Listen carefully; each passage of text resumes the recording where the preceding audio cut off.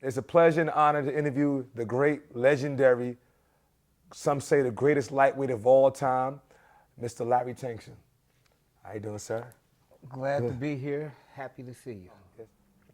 We hear a lot about, I've just did an interview not too long ago with Richard Plowden, Anthony Price, Linda Dunley, Steve Nasty Anderson, and Terry Kramer.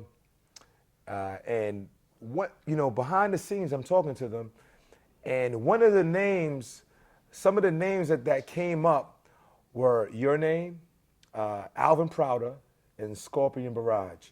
And the way they spoke about you guys, it was in the terms of great. And Richard and Nasty and them are very critical of all generations of fighters. But they said that when your name came up, eyes got wide and said he was a great fighter. And Richard, in particular, was like, he's one of the only lightweights I ever had to fight. And overall, he made it up to the top. All the time he was in the mix. So I'm just here. I just would like to hear your story. So one of the questions that I have for you is, can the audience get a little bit familiar with, who you are, some of your accolades? Um, Larry Tankson is my name. A lot of people don't like me because they don't even know me. Some of the things that I don't get credit for: one, I was the first person to do an after-school karate program. Two, I was the first person to do a karate or martial arts day camp. I don't get any credit for that. However, most schools today without those programs could not make the money that they make. The other thing I don't get credit for is everybody consider me a fighter, when in fact I'm an all-around martial artist. I've won forms grand champions, fighting grand champions, and weapons grand champions. Some of the things that people say a lot to my son is, who taught you forms and weapons? They just can't believe his father taught him these forms and weapons. So just for those who do not know, who is your son? Jason Tankson Borelli is my son. So One of my sons. Okay. I have Larry Tankson Jr., and I have Leroy Tankson also. I have three sons. Okay, and I've seen all of your sons fight. I had the privilege of fighting Jason a great deal, another great fighter. We'll get into that. Before you started, you said that you are not liked. Where do you get this feeling from? It's not feeling, it's a fact. I had a guy tell me that he didn't like Larry Tankson. After we had a 20-minute conversation, at the end of the conversation, he said, by the way, what is your name? I said, Larry Tankson. And he couldn't believe that this guy he doesn't like, who he never met, knows nothing about. I think it's the way I carry myself. I think people, I think sometimes I make people see things about themselves they don't like. So they don't like me. I'm a person that'll tell you the truth about yourself. Mm-hmm. Now, Mm-hmm. if you can't handle the truth, you can't handle the truth. Mm-hmm. I'm going to tell you.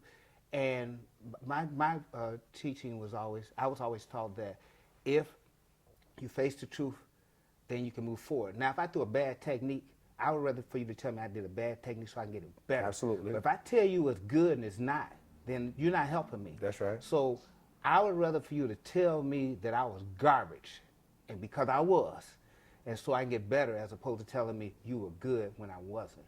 So, and that's one of the things. I tell people how it is, and I think that's one of the reasons we've been so successful. For over 30 years, I've been constantly turning out one champion after another. In some schools, if you're lucky to get one, I get one every year, if not two or three, every year.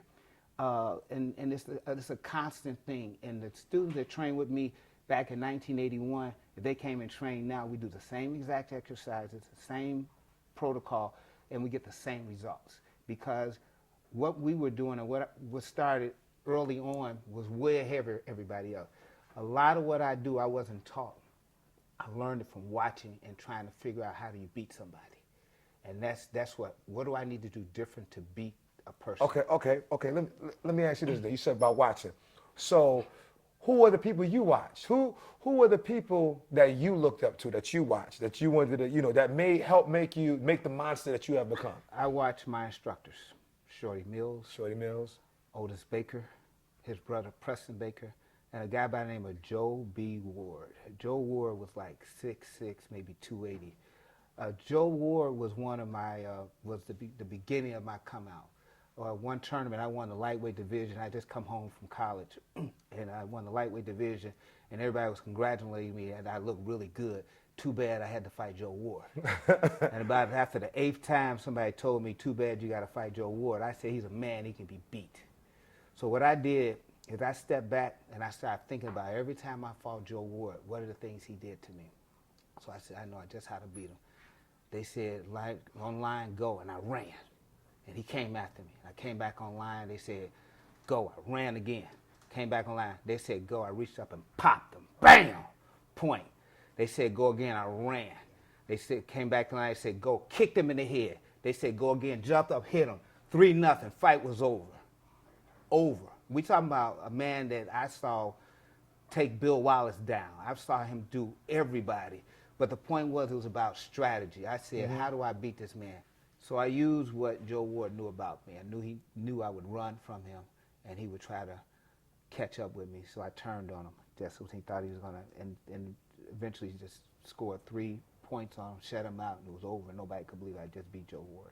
So was this the first time you guys ever fought before? In competition, in class, he swept me. You know, when you see women on the floor, he said, Tank, come on out here, come on. And I knew what was going to happen. He would just drag dog, sweep me, and just all over the place, just dog me. So what, y'all were dojo brothers, or my instructor at the time was Otis Baker, and Preston Baker was Joe B. Ward's instructor. Okay. And so our classes always were together. So we would have these workouts. The brown and black belts would come together and work out occasionally. And what year was this? 1975. I was just finishing my second semester, the first year of college. So you have been active since when to when? I've been active since 1969 to this day. So okay, this way it gets good. So you've been active this long. You have won numerous events. You have seen several different generations come in this sport. Yes. How come we don't know you? How come fighters know fighters? The fighters know you. Oh yeah. Okay, so the fighters know you.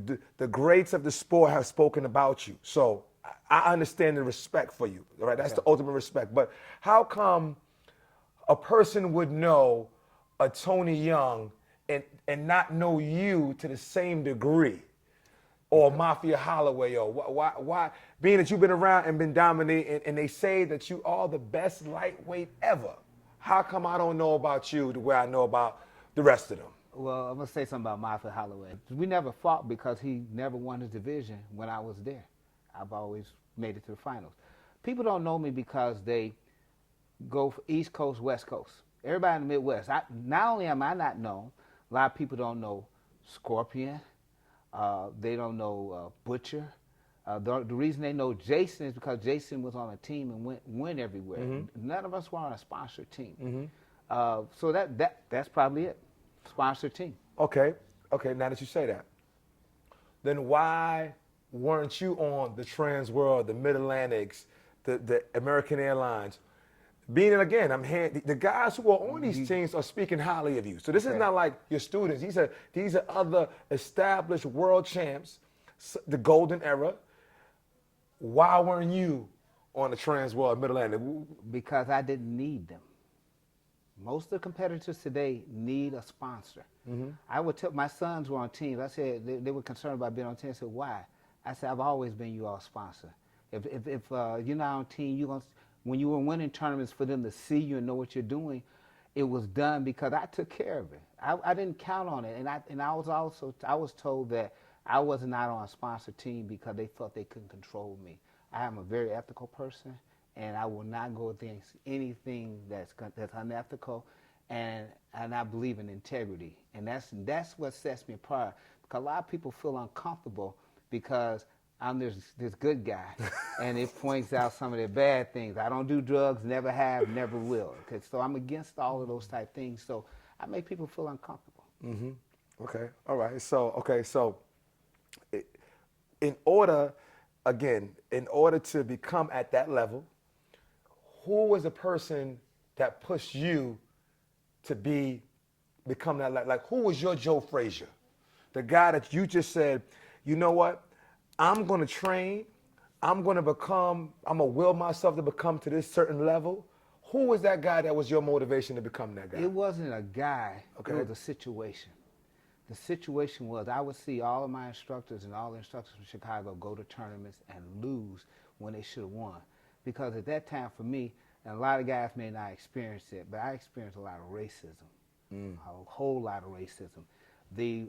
Where as a junior, I would, when I was getting cheated, I decided that every kid I hit was going to bend over. So I was breaking ribs left and right because I was hitting so hard, because we weren't allowed to hit to the face. I was the first junior to be disqualified for body contact at the AK Grand National in Grand Rapids, Michigan. They had to reverse the decision because we protested it and the rules stated that it had to be jarring of the head or redness to the face. None of that occurred. And this is the thing. I was like 5'5" maybe, and the guy I hit was maybe 5'8", 5'9". He was a lot bigger than me. But it was, at that time, it was the racial thing. It was a white guy, I was a black guy. I hit him, they wanted to disqualify me for it. So they had to put me back in and I won the event. All right, and I've been hearing about this legendary rivalry between you and Scorpion Barrage. Now, Okay. this is, and I would like you to give me some of your history about how you met him. Okay. What do you think caused the rivalry? Oh, I know exactly what caused Okay, it. so Our first meeting. We're going to keep it brutally honest right here. I want to, because this is history.